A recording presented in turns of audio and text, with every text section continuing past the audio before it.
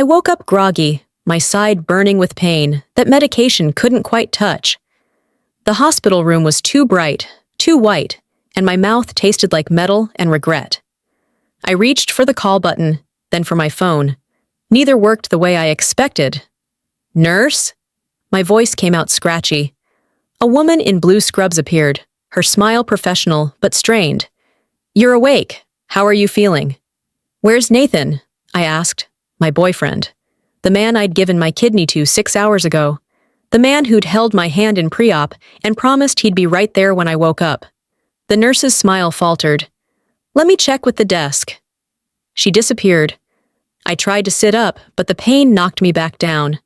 My phone screen showed 12 missed calls, all from me to Nathan, all unanswered. I called again. It rang once, then went silent. Not voicemail. Just nothing. The nurse returned with a doctor I didn't recognize. "Ms. Hayes, we need to discuss something. The patient who received your kidney, Nathan Torres, he checked himself out against medical advice about 2 hours ago." "What do you mean, checked out?" "He left the hospital. We tried to reach his emergency contact, but—" "I'm his emergency contact," I said. The doctor looked uncomfortable. "According to his discharge papers, he changed it this morning. To his mother, Carla Torres." Nathan was gone. He'd taken my kidney and walked away while I was still under anesthesia. And before I even made it home, I discovered he'd blocked my number completely.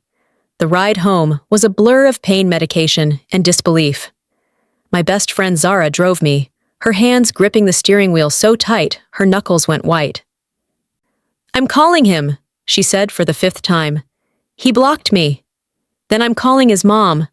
I pulled up Carla's number from the hospital paperwork. Zara put it on speaker. "Hello?" Carla's voice was cold, clipped. "Mrs. Torres, this is Zara calling on behalf of Layla Hayes. She's trying to reach Nathan. I know who Layla is, and I'll save you the trouble. Nathan doesn't want to speak to her. It's for the best." "For the best?" Zara's voice rose. "She just gave him her kidney." "And we're grateful, truly. But Nathan's made his decision. He needs to focus on his recovery without complications." "Complications?" I grabbed the phone. "Carla, what's going on?" There was a pause. Then quietly, almost gently, "You served your purpose, dear. Let him move on." The line went dead.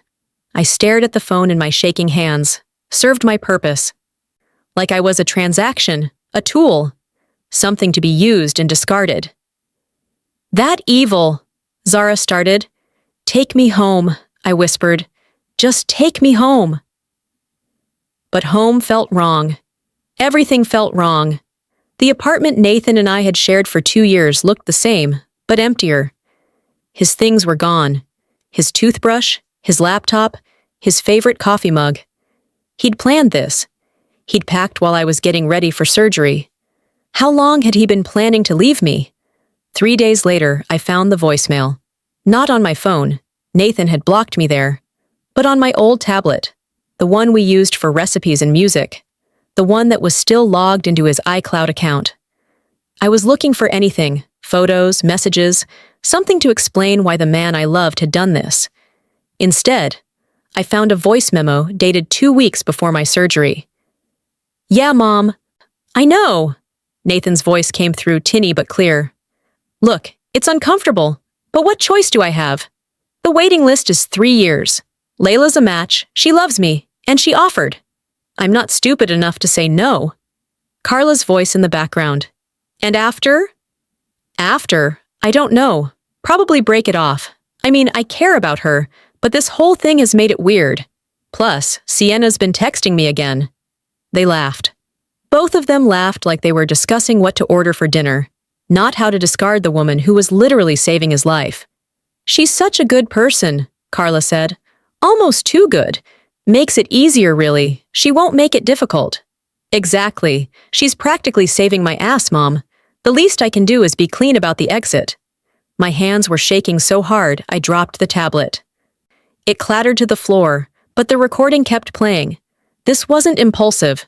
This wasn't a sudden decision made in pain or fear or post-surgery confusion. This was planned, calculated. I'd been chosen specifically because I was too good, too trusting, too easy to use. I couldn't sleep.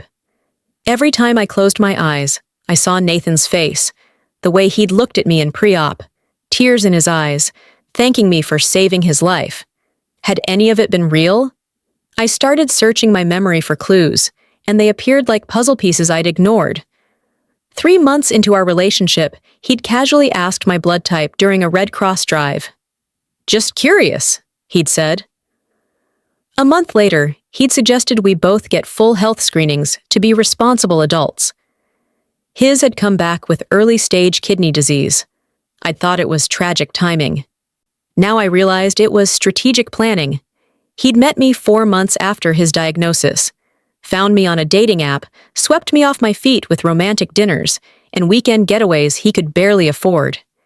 He'd love-bombed me so thoroughly that when he finally told me about his condition 6 months later, I'd already been planning our future together. "I don't want you to feel obligated," he'd said, eyes downcast. "But they did test my family, and no one's a match. I'm on the donor list, but it could be years." I'd gotten tested the next day. At 3 in the morning, unable to sleep, I Googled kidney donor manipulation. The search results made me sick. Articles about partners who targeted potential donors, support groups for people who'd been used, legal cases that went nowhere because technically the donation had been voluntary. One forum post stopped me cold. My ex waited exactly 3 months after surgery to leave, said he couldn't handle the guilt. 3 months later, he married someone he'd been seeing the whole time. 23 people had replied with similar stories. The 3 months leading up to surgery had drained me, emotionally, physically, financially. I'd taken unpaid leave from my nursing job to care for Nathan during his pre-surgery treatments. I'd driven him to appointments, paid for medications his insurance wouldn't cover, reorganized my apartment to accommodate his needs. I'd calculated the costs, 1 sleepless night, $10,000 in direct expenses, twice that in lost wages, hundreds of hours of care. And for what? To be abandoned before I'd even recovered from surgery? I found a support group online. Used Donors. The name was blunt, painful, perfect. I created an account at 4 in the morning, my incision still burning. The first post I read, "He took my kidney at age 24. We were together 3 years. 2 weeks after surgery, he announced he was moving to Seattle with his friend from work. They got married 6 months later. I'm 31 now, still processing the betrayal." Another, "My wife needed a liver transplant. I donated part of mine. She served me divorce papers while I was still using a walker, said she needed a fresh start, and that staying together reminded her of being sick." Story after story. Victims who'd given the ultimate gift and received abandonment in return. I posted my own story. By morning, I had 17 responses. By afternoon, 43. By evening, Zara was reading them over my shoulder, tears streaming down her face. "Layla, there are so many." "I know." One message stood out. A woman named Keiko. "We didn't deserve this, but we're stronger than they know, and we're not staying quiet anymore." Zara showed up at my apartment with coffee, bagels, and fury in her eyes. She'd printed out 50 pages of stories from the donor forum, highlighted in yellow marker. "We're getting revenge," she announced. I was still in my pajamas at 2 in the afternoon, unable to work, barely able to function. Revenge won't change anything. Maybe not, but it'll feel good. She spread the papers across my coffee table. "Look at this. These people have strategies, legal loopholes, ways to expose donors who manipulate partners. Nathan's not getting away with this." "Zara?" "I'm tired." "I'm not." She pulled up a chair and sat directly in front of me. "You gave him a piece of your body. You can't get that back. But you can make sure he never forgets what he did." "How? By acting crazy? By stalking him? That makes me look bad, not him." "Who said anything about stooping low?" Zara smiled, and it wasn't a nice smile. We're going to use exactly what Nathan hates most: the truth. She opened her laptop and pulled up Nathan's Instagram. He'd unblocked his account, probably thought I was too drugged up to notice. His recent photos showed him out of bed, smiling, healing faster than expected. He's been tagged in 3 posts this week, Zara said, all at that coffee shop on 4th Street, the one where his mom works. So he feels safe. He thinks you're too nice to make trouble, too heartbroken to fight back. He's wrong. I looked at the forum posts, at the dozens of stories of people who'd stayed silent while their users moved on without consequences. What do you want me to do? I asked. Zara pulled out her phone. First, we document everything. Every text, every voicemail, every receipt. Then we tell the truth, publicly, loudly, and with proof. I'd forgotten about the smartwatch. Nathan had given it to me for our 1st anniversary, a fancy fitness tracker that synced with both our phones. So I can check on you when I'm working late, he'd said sweetly. Now I realized what he'd meant, so he could track exactly where I was. The app was still active. I opened it, expecting to see my own data, but instead found something worse. Nathan's location history for the past 3 months. Every coffee shop, every restaurant, every address. Including one I didn't recognize, an apartment complex across town. He'd been there 17 times in the last 2 months, always in the evening, always for 2 to 4 hours. I clicked on the most recent visit.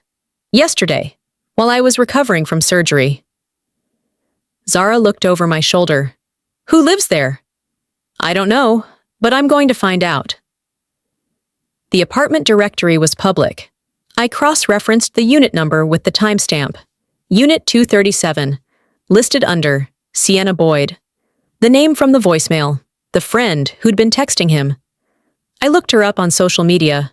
Pretty, blonde, worked in marketing. Her Instagram was full of aesthetic coffee photos and gym selfies. 3 weeks ago, she'd posted a cryptic message. Sometimes the best things come to those who wait. I scrolled further. Found a photo from 4 months ago. Nathan in the background of a group shot at a brewery, his hand on her shoulder.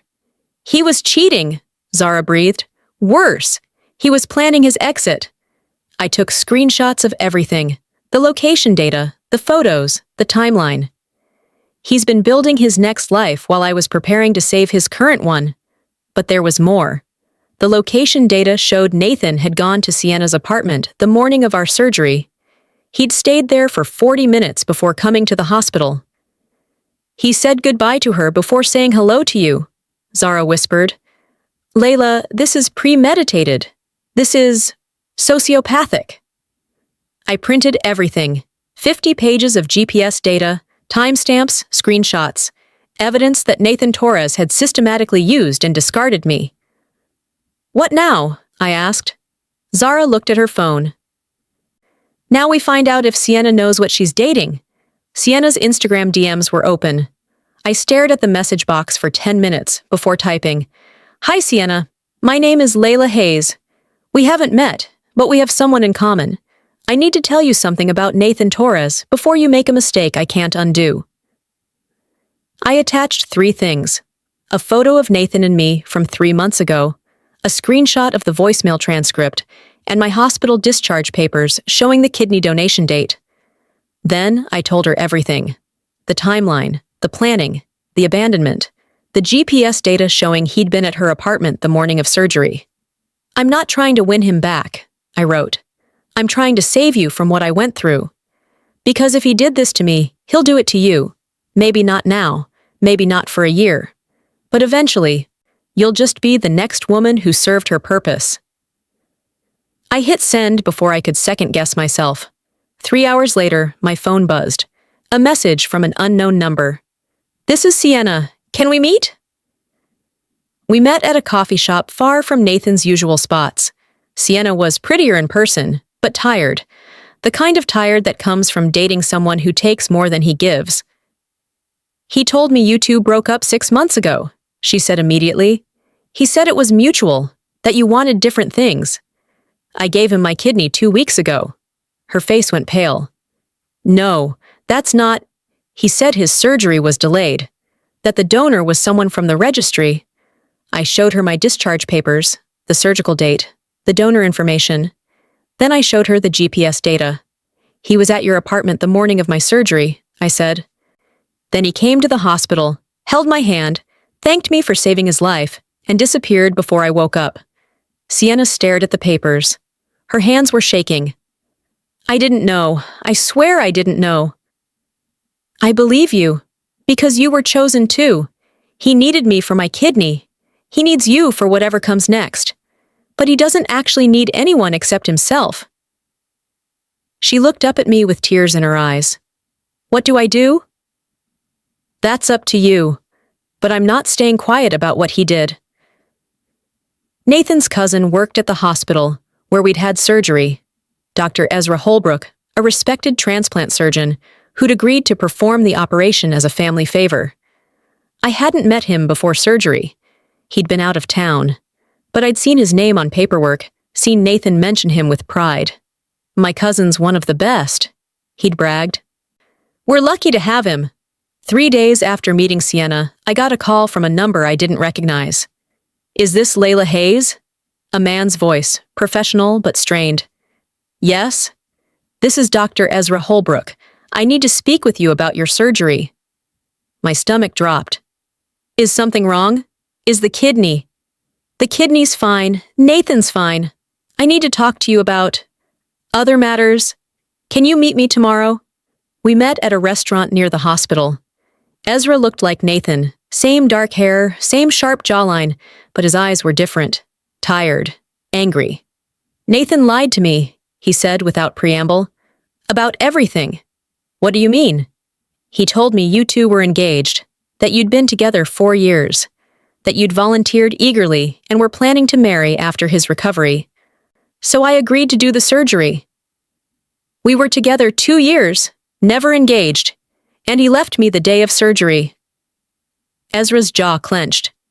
I called him yesterday, demanded to know why he'd checked out early, why he wasn't responding to post-op care. He told me you two had broken up, that it was complicated, that I should stay out of it. When I pushed, he hung up on me. He's been lying to everyone, I said. I know. I pulled the records, the donor evaluation, the psychiatric clearance. Everything was done correctly from a medical standpoint. But morally? He looked disgusted. I would never have performed that surgery if I'd known the truth. What he did to you is legal, but it's unconscionable. Can you help me? I asked. Publicly? If I go forward with this? Ezra met my eyes. I can do more than that. I can make sure every transplant coordinator in the state knows to watch for red flags, and I can tell Nathan exactly what I think of him. He pulled out his phone and showed me a text conversation. I already have. The lawyer's office smelled like old coffee and expensive leather. Marcus Freeman looked at my paperwork for 20 minutes before sighing heavily. Ms. Hayes, I'm going to be honest with you. You have no legal case. What? He manipulated me? He dated you, disclosed his condition, and you voluntarily donated. There's no contract that obligated him to stay in the relationship. No written agreement. Morally wrong? Absolutely. Legally actionable? No. I felt sick. So he just gets away with it? Legally, yes. But, Marcus leaned forward, you have something he doesn't want, the truth, and the right to share it. You can't sue him for damages, but you can tell your story, publicly, in detail. As long as it's factually accurate, he can't stop you. Won't he sue me for defamation? He could try, but truth is an absolute defense. And honestly, the publicity from that lawsuit would be far worse for him than anything you could say. Marcus pulled out a form. I'd suggest filing for your complete medical records. Every evaluation, every conversation, every note. It's your legal right as a patient and donor. Why? Because if you're going public, you want evidence. Dates, times, documentation. Make it impossible for him to deny. I filed the paperwork that afternoon. Within 2 weeks, I had 400 pages of medical records, psychological evaluations, and donor screening notes. Every question I'd answered about our relationship. Every assurance I'd given that the donation was voluntary, that I understood the risks, that Nathan and I were committed partners. All of it documented, all of it dated, all of it proof of the timeline Nathan was now trying to rewrite. Marcus helped me file one more thing: permission to share my medical story publicly for awareness purposes. It was standard for organ donors who wanted to advocate or speak publicly. "Now you're protected," he said. "Tell your story. Let the world judge him." The blog was Zara's idea. One Kidney Strong, she called it. A clean, simple website with my story in my own words. No drama, Zara insisted as we designed it. Just facts, timeline, screenshots. Let people draw their own conclusions. I wrote the first post sitting at my kitchen table, my incision still tender, my heart still broken. I met Nathan Torres 2 years ago. I fell in love with him. When he told me he needed a kidney, I got tested. When I matched, I donated. On the day of surgery, he held my hand and thanked me for saving his life. When I woke up, he was gone. This is my story. Then I laid out the timeline. Every date, every milestone, every piece of evidence. The voicemail, the GPS data, the medical records showing how quickly our loving relationship had progressed from first date to donation. I didn't call him names. I didn't speculate about his motives. I just presented the facts and asked one question. How do we protect donors from being used? Zara hit publish at midnight on a Tuesday. By Wednesday morning, we had 5,000 views. By Friday, 20,000. And then Nathan's company reposted one of my quotes. Without credit, without context. Just a pretty graphic that said, "Organ donation is love in its purest form." They'd taken my words about being used and turned them into inspiration porn. I screenshotted it and posted a response. This quote is from a woman who was abandoned immediately after donating. Context matters. Stop using donor stories for clout without understanding the harm. The post went viral, 50,000 views in 6 hours. News outlets started reaching out. The podcast was called Life Givers, a show about organ donors, their stories, their experiences. They reached out 3 weeks after I started the blog. "We'd love to have you share your story," the host said. "You can be anonymous if you prefer." I chose to stay anonymous, not to protect Nathan, but to protect myself while I built my case. I went by Elle and stuck to facts. But the internet is good at puzzles. Within 24 hours of the episode airing, people had connected the dots. Nathan's name started appearing in comment sections, then Sienna's, then Carla's. "Is this the guy?" Someone posted with a screenshot of Nathan's LinkedIn. "That's him," Sienna replied publicly. "And everything she said is true. I've seen the evidence." Ezra shared the episode with a comment. "As a transplant surgeon, I'm horrified that this happened. We need better protections for living donors." The episode got 200,000 downloads in its first week. That's when Carla called me. Her number appeared on my phone at 9 in the evening, and I almost didn't answer. "You're destroying him," she hissed. "My son is a good person. He's sick. You agreed to help." "I agreed to help my boyfriend," I interrupted. "Not to be used and discarded." "You made this public. You humiliated our family." I told the truth. If the truth is humiliating, that's on Nathan, not me. "I'll sue you." "For what? Telling my own story? Using my own medical records?" "Go ahead. Let's talk about it in court, publicly, with media coverage. I'm sure that'll help Nathan's reputation." Carla was quiet for a moment. Then, softer. "Why are you doing this?" "Because silence protects predators. And I'm done being silent." Zara assembled what she called the press package, a comprehensive dossier of everything we'd collected. Voicemails, screenshots, GPS logs, medical records, timeline documentation. Everything organized, dated, and cross-referenced. She sent it to Nathan's employer, a tech startup where he worked as a project manager. Not to his direct supervisor, to their ethics compliance department. Just wanted to bring to your attention, Zara wrote, that one of your employees may have engaged in behavior that reflects poorly on your company's values. Attached is documentation of systematic manipulation and abandonment of an organ donor.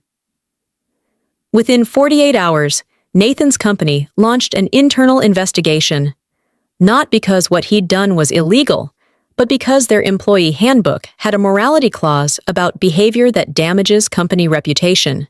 The investigation took 3 weeks. I knew it was happening because people started reaching out to me. Co-workers Nathan had told different stories to, friends who'd been told I was crazy or obsessive. They all got copies of the press package. They all saw the evidence. 2 of them apologized publicly on social media. We were told Layla was unstable. We were wrong. Nathan lied to all of us. Nathan was supposed to speak at a donor awareness conference in Chicago, a paid gig where he'd share his inspiring story of survival and gratitude. The conference paid speakers $5,000 plus expenses.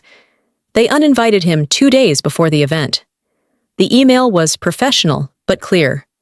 Recent allegations regarding your conduct toward your donor have created concerns about platform appropriateness. Then they did something better. They invited me to speak in his place. We'd love to hear your perspective, the organizer said. Not about Nathan specifically, but about donor protection and the need for post-donation support systems. I accepted. Zara helped me write the speech. We practiced in my living room for 3 days straight, timing it, refining it, making sure every word was measured and true. Don't attack him, she coached. Just tell your story. Let the audience fill in the gaps. The conference was huge. 800 people in the main ballroom. Transplant coordinators, surgeons, recipients, donors. People who understood both the gift and the sacrifice. I stood at that podium, my hands shaking, and told my story without naming Nathan directly. But I didn't have to.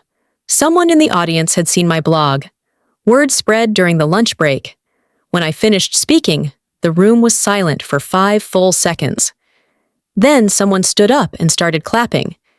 Then another. Then the whole room was on their feet. I saw Nathan in the back, near the exit. He'd come anyway, probably hoping to salvage something.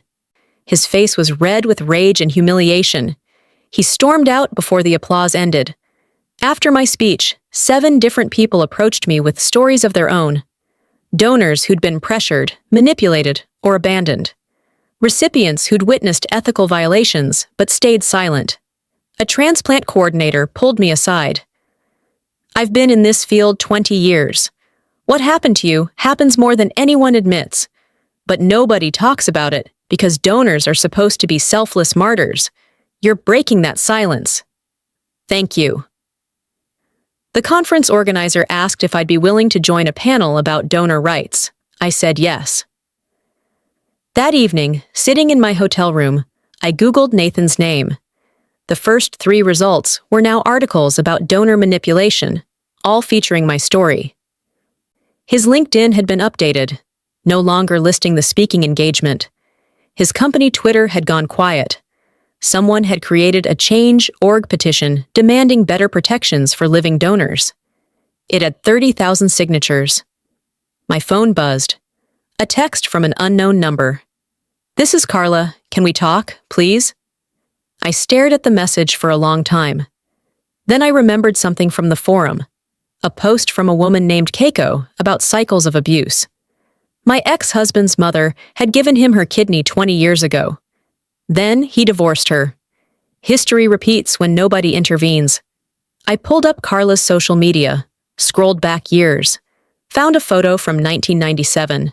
Carla in a hospital bed, younger, thinner, with a man I didn't recognize standing beside her.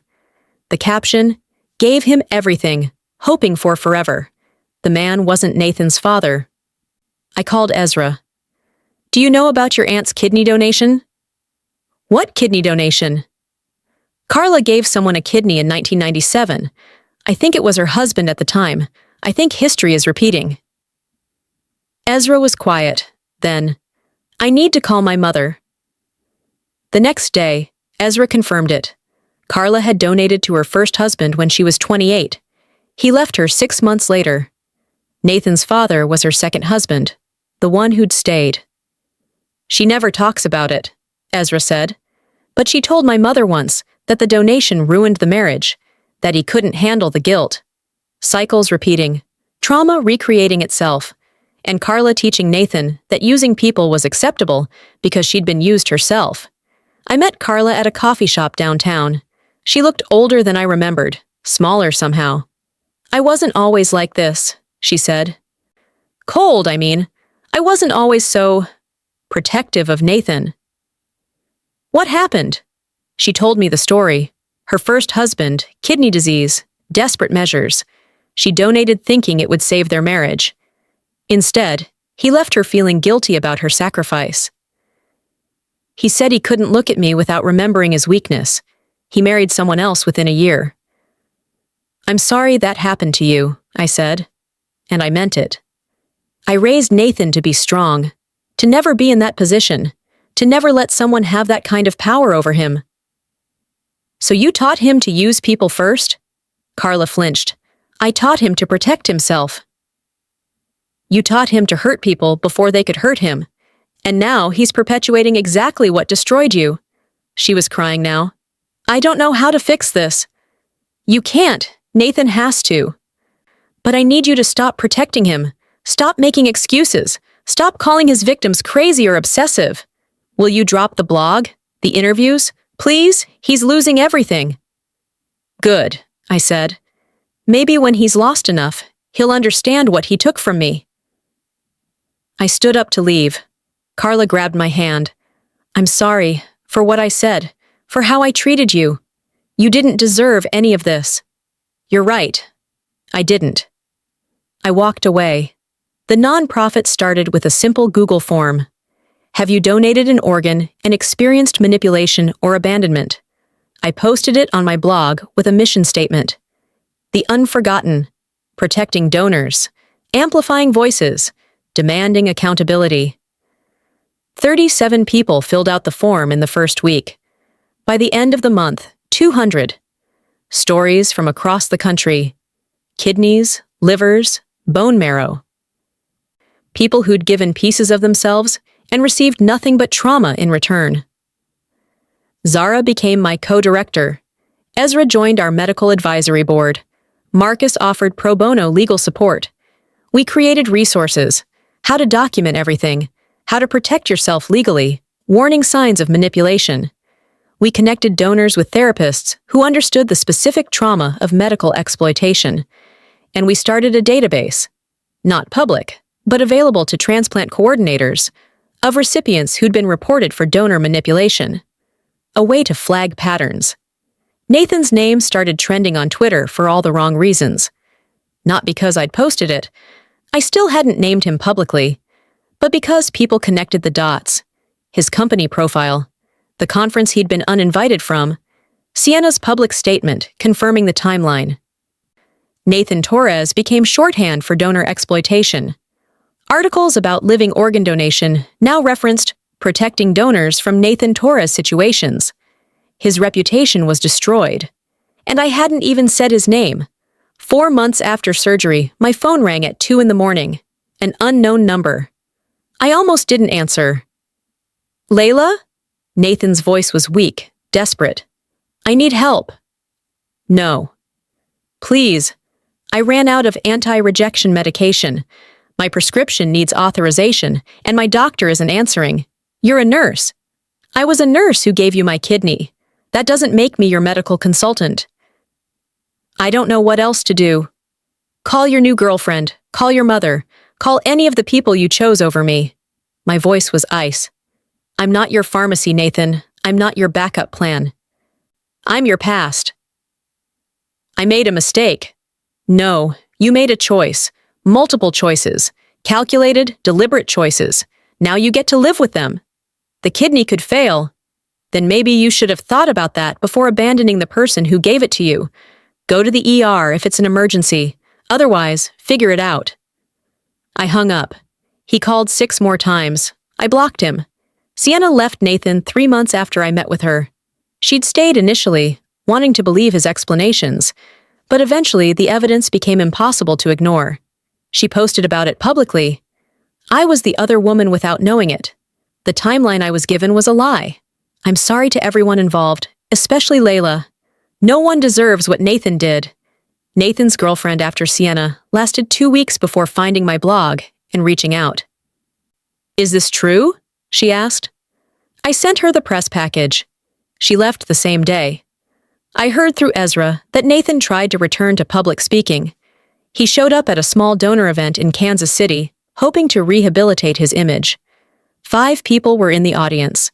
Someone filmed it and posted it online. The video showed Nathan trying to talk about gratitude and second chances, while people in the comments explained exactly what he'd done.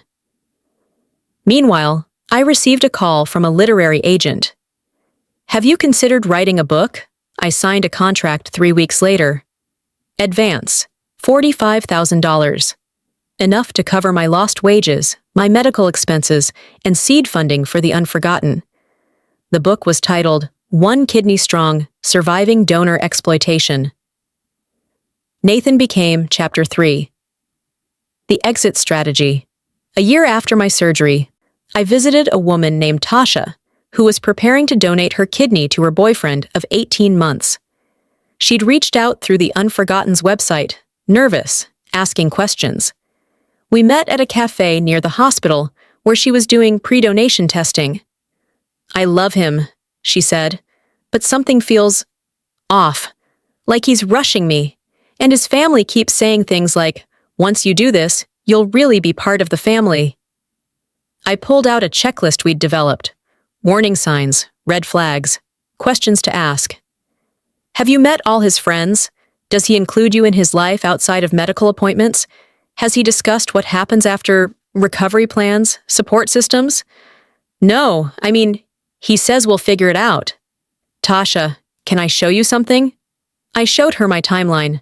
The medical manipulation, the strategic love bombing, the disappearance. I'm not saying your boyfriend is like Nathan, but I'm saying you deserve to ask hard questions before you give him something you can't take back, she cried. I thought I was being paranoid? You're being smart. Trust your instincts. 2 weeks later, Tasha texted me. I didn't donate. He got angry and said if I really loved him, I wouldn't hesitate. You saved me. Again. That hug, her arms around me, sobbing with relief, felt better than any revenge. Ezra left Nathan's family practice 6 months after my surgery. He couldn't reconcile his work with what his cousin had done. Instead, he joined the Unforgotten as our medical director. Pro bono, part-time, using his expertise to develop better donor screening protocols. We need to ask different questions, he told our board. Not just, are you willing to donate, but, do you feel pressured? Has the timeline felt rushed? Are you afraid of what happens if you say no? He developed a new screening tool, one that looked for patterns of manipulation. We offered it free to transplant centers nationwide. 7 hospitals adopted it within the first year. One day, a letter arrived at our office. No return address. Nathan's handwriting on the envelope. I held it for a long time, then put it in my desk drawer. Unopened. Aren't you curious? Zara asked. No. Whatever he has to say, I don't need to hear it. He doesn't get my attention anymore. He doesn't get my time, my energy, or my forgiveness. He gets silence. The letter stayed in that drawer. I never opened it. 3 months later, another letter arrived. Then another. I collected them in a folder labeled irrelevant. Nathan wanted closure, reconciliation, or maybe just to stop feeling like the villain. But I'd learned something important. I didn't owe him anything, not forgiveness, not understanding, not even the courtesy of reading his excuses. 1 year to the day after my surgery, I sat at my laptop and wrote a blog post titled, He Took My Kidney, Here's What Happened Next. I chronicled everything. The surgery, the abandonment, the voicemail, the GPS data, the nonprofit, the speaking engagements, the book deal, the lives we'd saved by speaking up. A year ago, I thought my life was ending, I wrote. I'd given away a piece of my body, and received nothing but betrayal in return. But betrayal has a way of clarifying things. It burns away everything false and leaves only what's real. What's real is this: I'm stronger than I knew, braver than I believed, more valuable than anyone who uses people could ever understand. Nathan took my kidney, but I took back my life. I took back my voice. I took back my power. And I built something beautiful from the ashes of what he destroyed. The post went viral. 1 million shares in 48 hours. News outlets picked it up. Morning shows called. My story became a cautionary tale, a rallying cry, a beacon for others who'd been used. I received messages from senators, from medical ethicists, from transplant organizations. Your advocacy is changing policy, they said. You're saving lives. 6 months later, I was on a flight to Washington, D.C., preparing to testify before a congressional committee about living donor protections. I'd been invited to share my story as part of a push for new legislation. A woman across the aisle kept glancing at me. Finally, during beverage service, she leaned over. "Excuse me, are you Layla Hayes, the nurse who started the Unforgotten?" My stomach clenched. Public recognition still felt strange. "Yes," I said carefully. "My daughter was about to donate to her boyfriend last year. She found your blog the night before surgery and called it off. She's safe now. Thank you." The woman's eyes were wet. "You saved her life." "She saved her own life," I said. "I just gave her information." "No." The woman shook her head firmly. "You gave her permission to say no. You showed her that protecting yourself isn't selfish." That's everything. For the rest of the flight, I thought about that. About Tasha, about this woman's daughter, about the 237 people who joined our donor support network, about the policies changing, the screening protocols improving, the conversations happening because I'd refused to stay silent. Nathan had taken my kidney thinking it would be the end of our story. Instead, it was the beginning of something much bigger. I kept a box under my bed. Inside were the remnants of my relationship with Nathan, old photos, love letters he'd written during the early days, the hospital bracelet from surgery day, ticket stubs from dates I'd thought were real. For months, I couldn't touch it. Looking at those items felt like drowning. But on the 2-year anniversary of my surgery, I pulled it out. Zara sat with me as I went through each piece. "This one's from our first weekend away," I said, holding a photo of us at the beach. Nathan's arm around me, both of us smiling. "I thought we were happy." "Maybe you were," Zara said gently. "Your feelings were real, even if his weren't." I looked at the letters, his handwriting professing love, making promises, describing our future together. All of it designed to secure what he needed. "What are you going to do with them?" Zara asked. I packed everything carefully back into the box. Then I took a marker and wrote one word on the lid. Lessons. The next day, I drove to a women's shelter that the Unforgotten partnered with.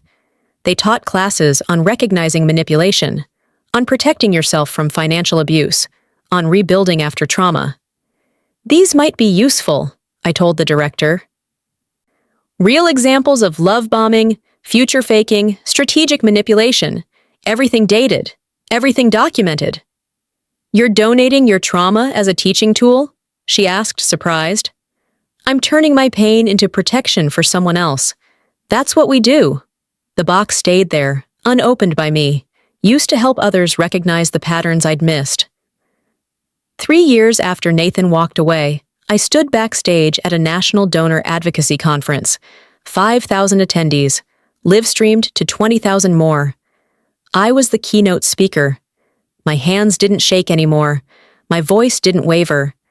I'd told this story hundreds of times now, each telling making me stronger instead of breaking me open. "He took my kidney," I said into the microphone. The room silent. And then he walked away. For a long time, I thought that meant I'd lost something irreplaceable. And I had. Physically, I gave up an organ I can't get back. But emotionally, I didn't lose anything. I gained clarity. I learned that love without respect is manipulation, that gratitude without action is just words, that being too good, too trusting, too generous isn't a flaw, it's a strength that predators exploit, and that my worth was never tied to what I could give someone else. 3 years ago, I was a victim. Today, I'm an advocate. The Unforgotten has helped 473 living donors protect themselves, document their experiences, and find community. We've changed policies at 42 hospitals. We've trained 600 transplant coordinators in recognizing manipulation. We've saved lives. Not by telling people not to donate. Organ donation is beautiful when it's done ethically, but by teaching people that their gift should be celebrated, not exploited, that donors deserve protection, support, and respect. I paused, looking out at the sea of faces, donors, recipients, medical professionals, people who understood both sides of this complicated gift. He took my kidney, but I took back my life. And I used that life to make sure what happened to me happens to fewer people every year. If you're watching this and you're considering donation, please ask questions, document everything, trust your instincts, protect yourself. You deserve to be treated with dignity, not used as a resource. And if you're watching this because someone already used you, you're not alone. You're not broken. You're not too trusting or too naive or too stupid. You were human, and someone exploited that humanity. But you survived, and your survival matters. The applause was thunderous. I walked off stage and found Zara waiting with tears streaming down her face. "Proud of you," she mouthed. My phone buzzed. An email from Senator Hayes' office. "Your testimony was powerful. We'd like to discuss bringing you on as an advisor for the Living Donor Protection Act. Your nonprofit's work is exactly what this legislation needs." I smiled and pocketed my phone. Behind me, the conference continued. Panels on donor rights, workshops on ethical recruitment, conversations I'd helped start by refusing to stay silent. Nathan Torres had taken my kidney and walked away, thinking that was the end of my story. Instead, it was the beginning of my purpose. I was never just a victim. I was never just a discarded donor. I was never just anything. I was a survivor who turned her trauma into transformation, who built a community from her pain, who made sure that "he took my kidney" wasn't where the story ended, but where it began. And that made all the difference. Comment strong below if you've ever been used and came out stronger. Your story matters. You matter. And you're not alone.